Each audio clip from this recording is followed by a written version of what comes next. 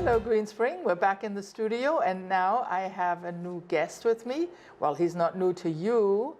His name is Ty Wilson. He's one of the associate executive directors, works closely with Chandra, and you're here to tell us what's going on in the executive office, right? Good morning, Ty. Yes, good morning. A few things, since I was last here, we successfully brought on, and Melissa was here, she would tell you we successfully hired a new nursing home administrator for Garden Ridge. Yes, well, so congratulations. Thank you. That is important, right? Yes, she started today. Her name is Emily Scott, and she comes to us from Riderwood. So we're very excited to have her be a new addition to the team. And how nice to have someone who's already familiar with the Erickson world. Yes, and I think that's what we wanted, was someone who already knew Erickson's culture, kind of the expectations and things like that. And so, it was a long search, but we were able to, find someone, a great internal candidate that can fill that role, and that kind of rounds out that Garden Ridge team. And so I believe all the staff are now hired. We may be waiting on one or two additional positions, but we're excited to have that key leadership role in there and be able to drive those, the direction of what we want to do as far as in our CC operations and across campus, taking it to the next level. One of the things, I think that, it keeps us up at night, as we talk about all the time, is really, how do we drive performance with our staff? Right. How do we drive, the culture that we want to see? And a lot of that, what we're doing this year, is about being the culture.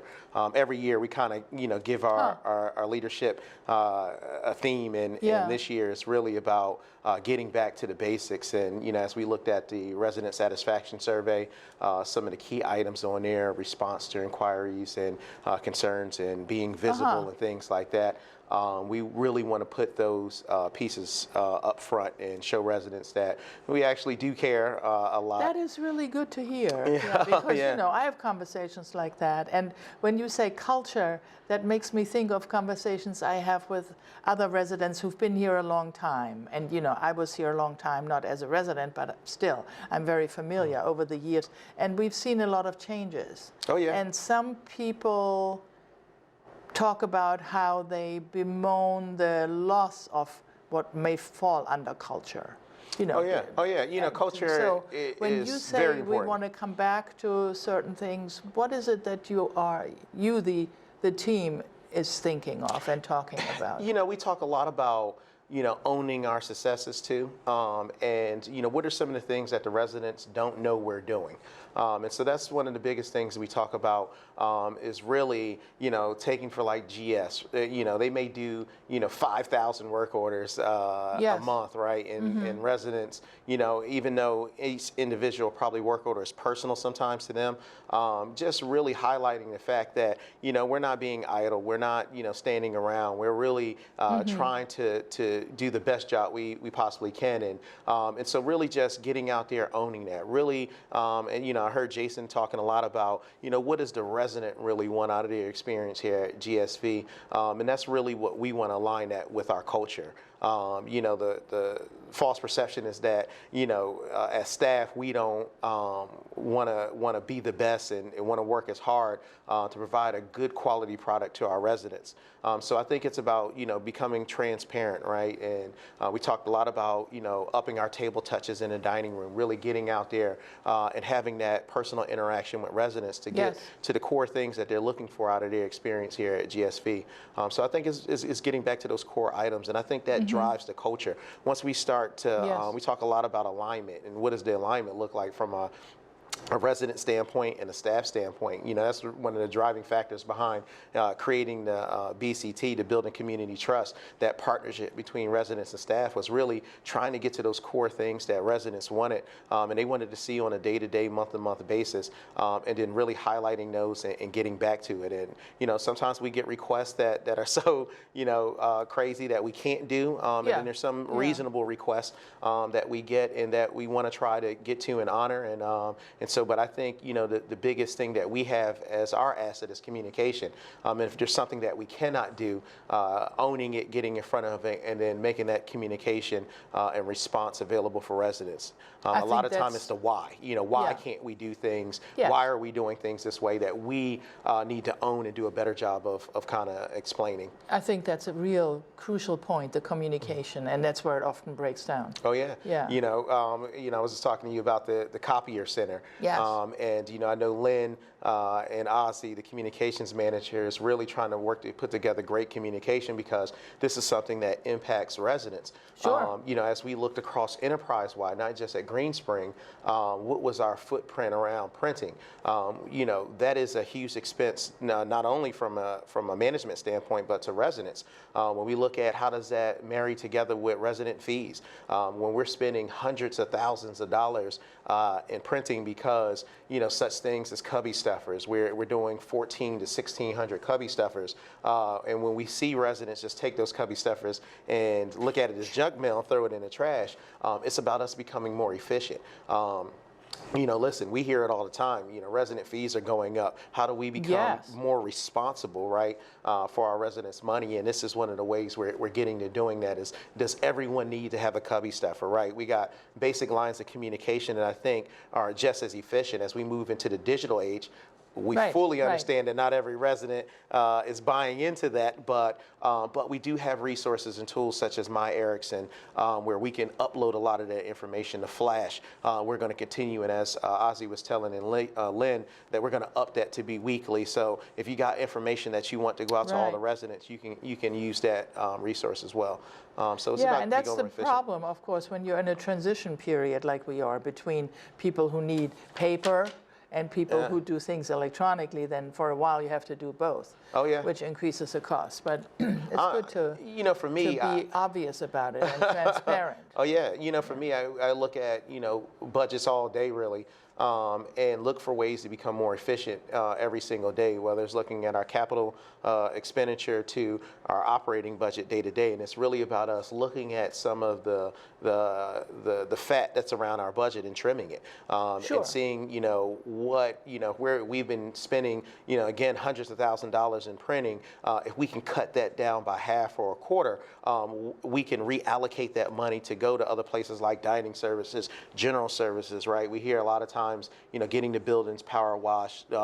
What does our common spaces look like? And so that's part of my job as the Associate Executive Director in administration, is looking at better practices and us communicating that not only to the board, but to the resident council and saying, listen, if we trim some of this fat over here, this can be a better experience for our residents in other ways. Well, and we're certainly interested in cutting costs where it's not necessary. Oh, yeah. I think with the copy center, for example, I heard it through a lens from the theater people because I'm connected to the Green Spring Players, and they are worried that they don't get what they need. So as long as that is taken into consideration and somehow, made available to those residents, that I think is important, that people don't feel like there is a decision been made at administration and poof, suddenly I'm not important anymore. No, that's a very good point. I think we look at it and we want, of course, buy-in from our residents. And I can assure you, everyone's going to get all their printing needs done on campus. But we all have to take, when we look at a sustainability standpoint, we all have to own that and say, how do we become better for not just Green Spring, but for the planet? And if we can, save, a little bit on those resources and not, take away a lot of trees, or we can become more efficient.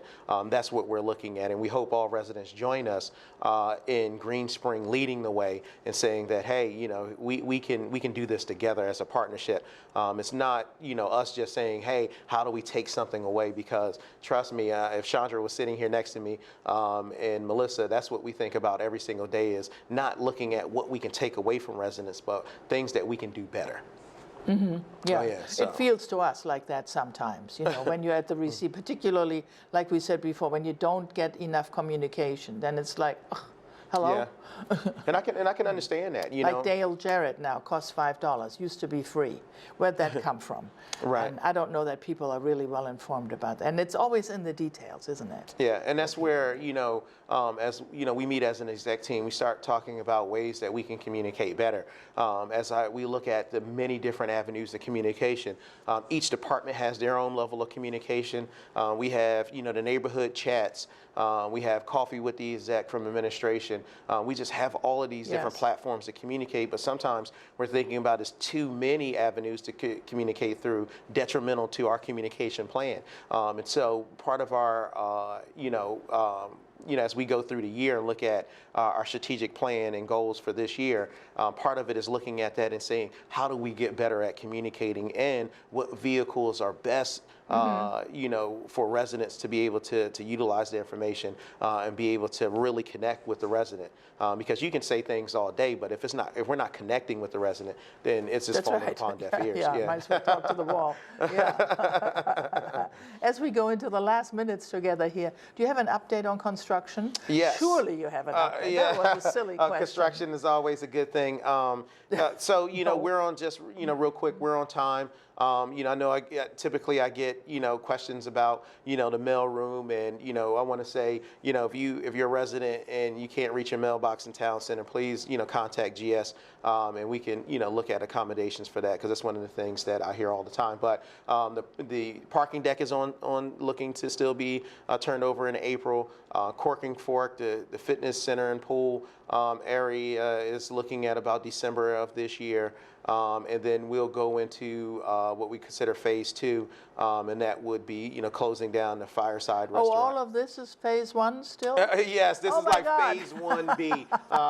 And so, phase 1 was the Potomac Cafe and those things. Yeah. And then we kind of had, projects that kind of started in between, which was like phase 1B, which was the parking deck area, the CVS. And that's going to be done in April as well. And we got to get that done so that we can, get, the area cleaned out so we can build the finance, get finance out of there and start on a new sales suite and stuff that's going to be moved over to Town Center. And then, of course, Fireside, and then the lobby of Town Center.